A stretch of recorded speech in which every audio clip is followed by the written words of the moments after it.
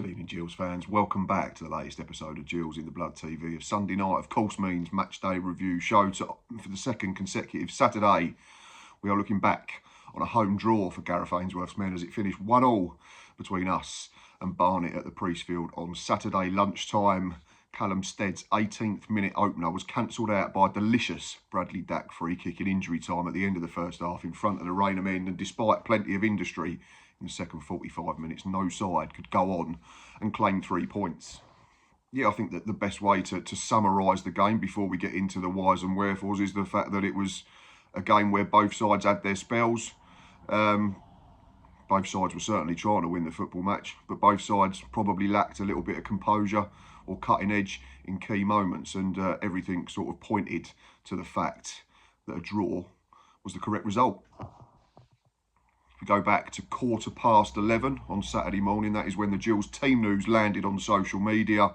There were 3 changes from last week's 2-2 draw against Crawley Town. Andy Smith, we assume injured.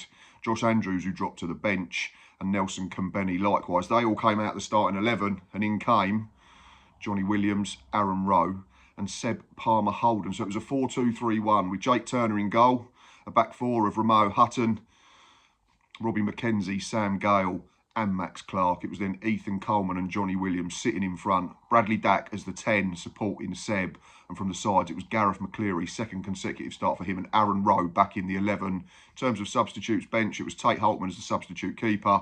We then had Travis Akamir, Lenny Serino as defensive options, Nelson Kambeni and Johnny Smith as midfield choices, and the 2 strikers were Sam Vokes and Big Josh Andrews. I actually thought we started the game relatively well, and we did well to pin them back, and we were playing the game in their third, and there were some examples of balls into the box and that type of thing, and we were getting into some decent positions.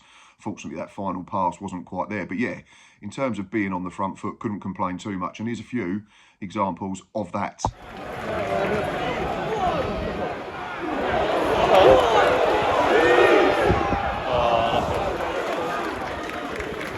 Go on, Gaz.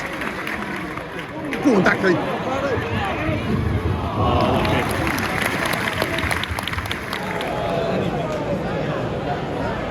Go on.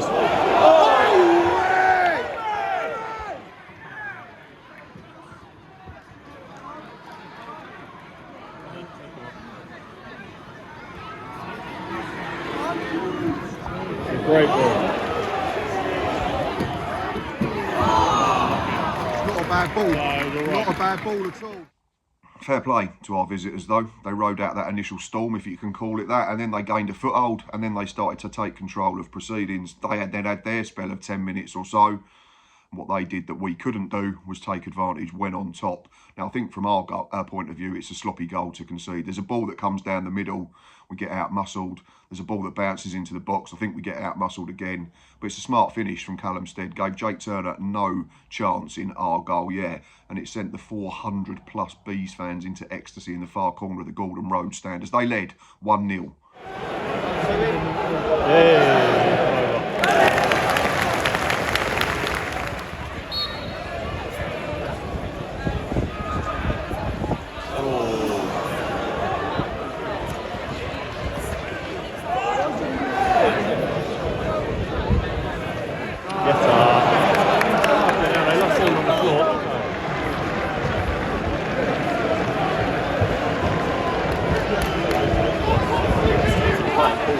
Considering what we've been saying about like the amount of contact that they're going under. It's all about balance at the moment, isn't it? We've seen Gareth implement this 3-4-1-2 system plenty of times, probably the majority of games since he took over back in March, and it's held us in good stead, hasn't it? Obviously home games and with players like Gareth McCleary and Aaron Rowe and Johnny Smith, Bradley Dack, when they're fit, you want to try and play them. You want to be on the front foot. You can't have enough good players. But at the moment, I don't think we're quite getting the balance right between attack and defence. Yes, we're creating chances, but it's probably leaving us more susceptible at the back, similar to last week in that 2-2 draw with Scott Lindsay's Crawley Town. And yeah, we had to sit and suffer for a little while, didn't we? Barnet took control. We weren't winning enough first or second balls. I think Gareth and Bradley Dack both alluded to that in their post-match interviews. Yeah, and here's some more examples of Barnet being the better side for a period of time after taking the lead.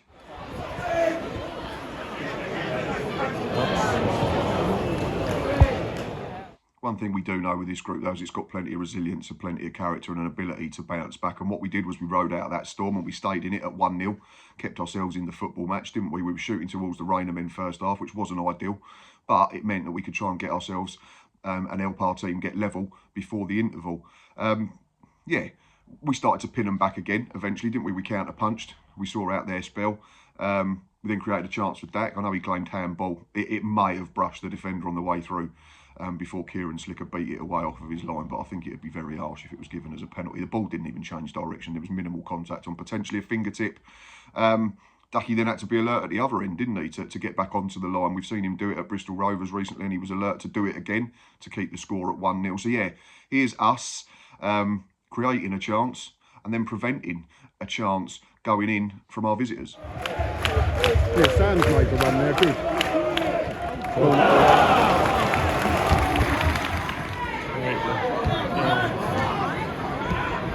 It's a great ball. Don't be offside like last week.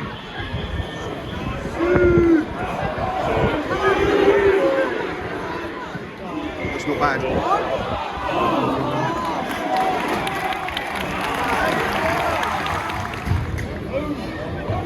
Go on, go on.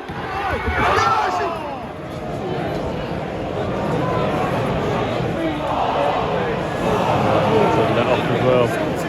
It was almost like the first half could be broke down into thirds, and like I say, we started really well. We pinned them back, we loaded their box, we created a bit without ever forcing Slicker into proper saves. Then they took over, they took their chance when it came along, then became a little bit end to end, and then I thought we ended the half on top again, which again is credit to the boys. We know we probably weren't good enough first period. We gave the ball away too easily. We got into some good areas and then didn't pick the right option, or we didn't execute the right option. But yeah, Aaron Rowe and Bradley Dack were at the heart of things as the first period came to a conclusion. Ironically, though, the ball's just one big boot downfield. I think it's Seb Palmer-Holden who gets dragged to the floor by the Barnet player, and then Bradley Dack did Bradley Dack things. Great ball.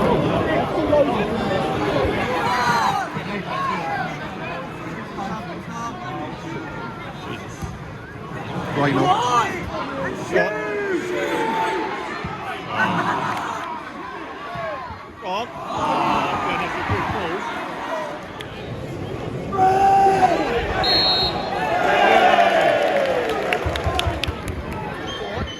Go on.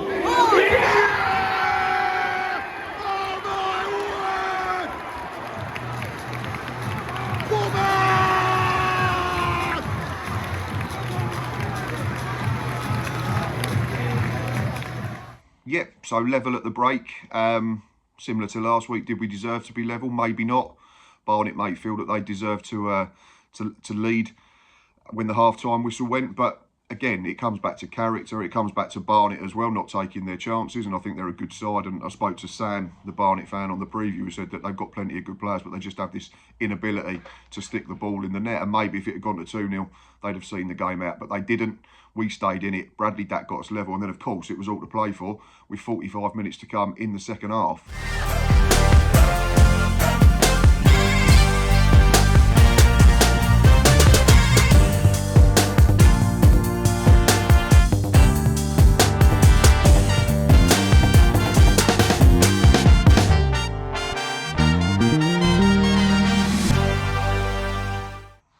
The second half felt really open and very end-to-end initially, didn't it? I think both teams were trying to load the opposition box with crosses or throw-ins, corners, set pieces, anything you could do.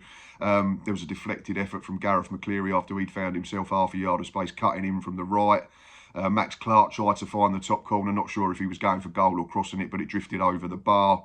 But yeah, it was both sides, like I say, not always getting things right, but ultimately trying to get a second goal and get themselves back in front on the afternoon. Got it. Oh,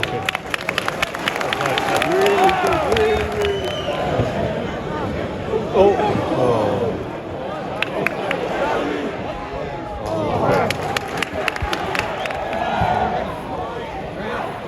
Yeah, well done, Ethan.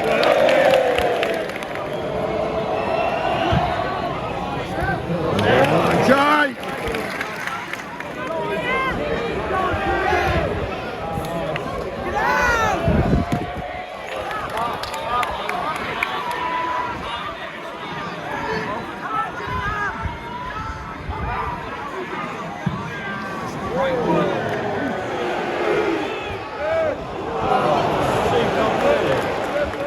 We then saw Gareth Ainsworth roll the dice for the first time in the afternoon, and it was Aaron Rose withdrawn. He was replaced by Sam Vokes. Seb Palmer-Holden went to the side and Sam through the middle. So it was exactly the same system, just a change of approach. And you'd hope maybe that Sam's experience could also be like a tipping point in our favour in terms of a game of fine lines. Gareth McCleary at this point was really involved in the football match. I thought he'd started really well. Him and Ramo Hutton had linked up in the early stages of that first half. Then he was getting more joy second period. Again, we know he's not played loads of football, so it'd be a case of how long he could last. There was one really good counter-attack, wasn't there, where he broke free using his pace. There was a cross for Dack, who headed wide, maybe could have done a little bit better, but difficult to see because it was at the far end of the pitch from where we were sat. And then credit to Dean Brennan's men, they counter-punched again, didn't they? But it was a game of nearly moments, and neither keeper was really forced into a proper save, were they?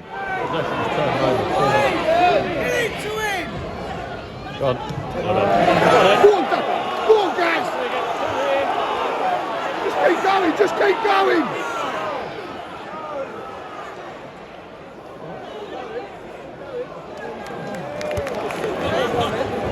Everyone's about to abuse him.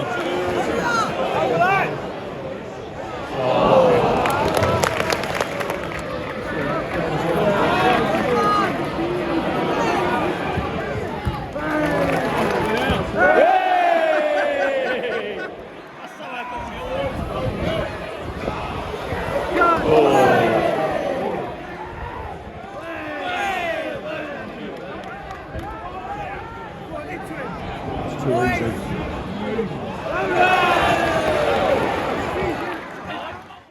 We then made more changes as the game approached its final stages. There was a double swap in one go. That was Seb Palmer-Holden and Gareth McCleary, both withdrawn, replaced by Josh Andrews and Travis Ackermere for his league debut. So a change of system. We went to a back three. Ackermere dropped in with Robbie McKenzie and Sam Gale. We pushed the wing backs high, and then we had Josh and Sam Vokes up front with Dacky supporting.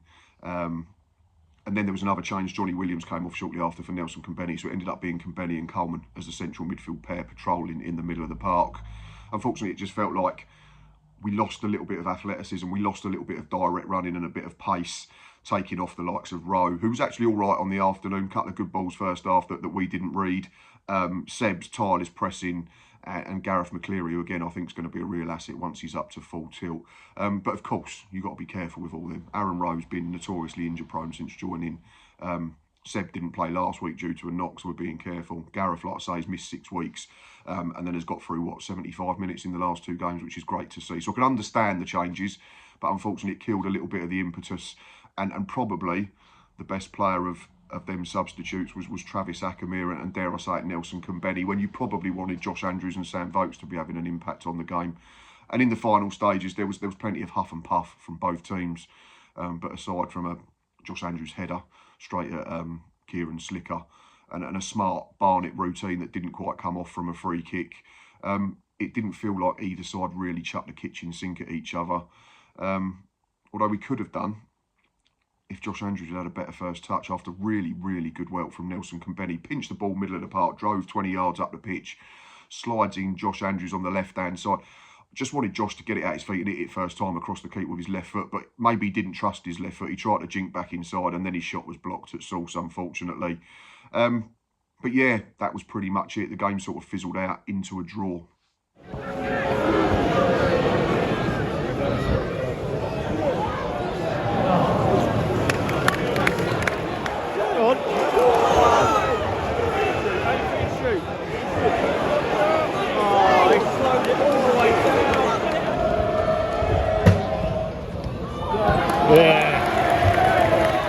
Always we look at negatives and we look at positives, and there are a couple of negatives. It's 2 months now without a home win since we beat Notts County on the 13th of September.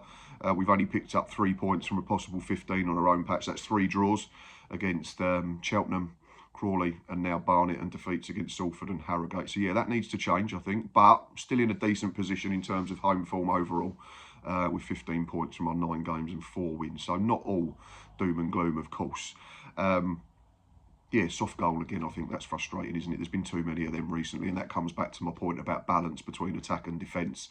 You can sacrifice your players who want to be high and wide, like your Rose and your Smiths and your McClearys, if you want to play an extra centre-back to give you security defensively. And then you rely on Max Clark or predominantly Romeo Hutton to provide that width. But it does give you a front two. So again, it's pros and cons. Yeah, just not sure we're quite there at the moment. I felt last week Josh Andrews started, was isolated in periods of the game, and I felt the same with Seb Palmer-Holden yesterday, albeit I think he gets about the pitch a bit more than Josh Andrews, so that helps that point. But in terms of positives, again, good response to going behind. We know going back a couple of seasons, if we conceded the first goal, everybody went home, essentially, because we just weren't getting back into football matches. There's not a bit of that anymore. Dacky's performance probably as good as he's been all season, and there's been some decent displays from Dacky. That's now 5 for the campaign. Could be close to double figures if he'd been on the pitch for some of them penalties that he would have taken, and of course if he'd not missed against Salford as well. He had one off the line as well, didn't he, yesterday? So yeah, good to see Dacky thriving again and influencing football matches. He's 3 unbeaten, 2 draws and a win, and I know that doesn't seem like a lot, but after we'd gone 5 without picking up a victory, after that huge unbeaten run, it's a step in the right direction again. If we go and win at Shrewsbury next week, that's 8 points from 4 games, which would be 2 a game. That's promotion form. So again, not all doom and gloom. Still in the top 7. Results afterwards. Said it over and over again. Me and Lee say it on the League 2 Hour. It's a mental league. You can almost forget form every week. Yeah, and I thought the performances of Jake Turner, Robbie McKenzie, Ethan Coleman, Gareth McCleary were all really solid. So stuff to be pleased about. But yeah, frustrated again in a home game that we've not managed to get over the line. In terms of man of the match, there was only one man for me on the afternoon. Thought he was really, really good, and that's that man up there, Bradley Dack. Absolutely superb performance. It's at the heart of pretty much everything that we did really well. Whether that was getting up and supporting Seb, whether that was scoring his free kick, whether that was creating chances, getting into good areas. He missed a header, didn't he? Have one off the line. So you could be talking about a Bradley Dack hat-trick on another day. Yeah, played 90 minutes, 48 touches, 63% passing, which doesn't sound brilliant, but when you're a player of Dacky's ilk, you're trying to make things happen. You're trying to thread things through an iron needle. So there's going to be passes that aren't successful. But there was 2 key passes in that. 4 shots, 2 of them were on target. Obviously, that goal. We're never going to see Bradley Dack pre-ACL injury. And if he didn't have them ACL injuries, I've said it 100 times, he wouldn't be playing for us. He'd be in the Championship still at the very least. But I think he's probably at his best in terms of the version of Bradley Dack that we can get now after those horrendous knee injuries. So it's great to see. So yeah, comfortably, my man of match on the afternoon was Bradley Dack. Before I finish up, I've had a poll running all day on my social media, on my X account, with the question, if, given there's been a 2-year plan talked about ever since Gareth Ainsworth was appointed, on the morning of the 2nd of August, which was the opening day of the season, you had been offered 7th place, 27 points from 17 games, in the playoffs, only 5 points off the top, would you have taken it? Vast majority, I think, have been saying yes, which is great to see. It says that everyone's behind the process. I don't understand the negativity at the moment, I must admit. I get everybody's entitled to their own opinions. People saying we're rubbish. I've seen people saying our home form's awful. It's, you know, it's dropped off a little bit from the start of the season, but the bar was so high to start with that any sort of blip becomes almost more magnified than usual. But to have taken 15 points from our opening 9 games is absolutely fine. That'll give you 30, that'll give you 40 points over an entire home campaign probably, which is absolutely superb. Away from home, we're super solid. We've only lost twice. We've lost 4 games. That's less than 25% of the league fixtures we played. So I'm excited, personally. We've got Gareth Ainsworth back on the touchline very shortly. We've got Connor Masterson returning shortly. We'll have Glenn Morris back to challenge Jake Turner. We've still not seen the best of Gareth McCleary. We've still not seen the best of Seb Palmer-Holden. We've still not seen the best of Johnny Smith. Get everyone up and running. Let's get to January and see where we are. But at the moment, no problems from me. We are probably ahead of the 8 ball in terms of the 2-year plan being in the playoffs. And we're within 2 wins of the summit. Like, this is better, a lot better than it's been. What did I see? Another tweet I got sent saying that Gareth Ainsworth's no different to the likes of Stephen Clements, John Coleman, and other managers that we've had recently. I honestly, I don't understand where some of these people watch. Is it just being negative for the sake of being negative? I don't know. Maybe I'm a happy clapper. Who knows? Anyway, as always, Thanks for watching. We're going to go for 60 likes on this match review. Appreciate you all watching, whether you're a Gills fan, a neutral or a Barnet fan. Like button is down there. If you can go and click it, I really, really appreciate it. If you can press subscribe while you're there, I'd appreciate that even more. Be back tomorrow evening, myself and Lee. League 2 hour, YouTube, 7 p.m. Do not miss it. Going to have to get a bigger screen for these. Going to be trophies everywhere. And then be back middle of the week, previewing our trip to Shropshire next Saturday. And of course, myself, Ava and Nick will be at that game for another Match Day Live. Hope you've had a good weekend. It's not all doom and gloom. We're still in the playoffs. We're still well within striking distance of the automatic places. Up the Gills.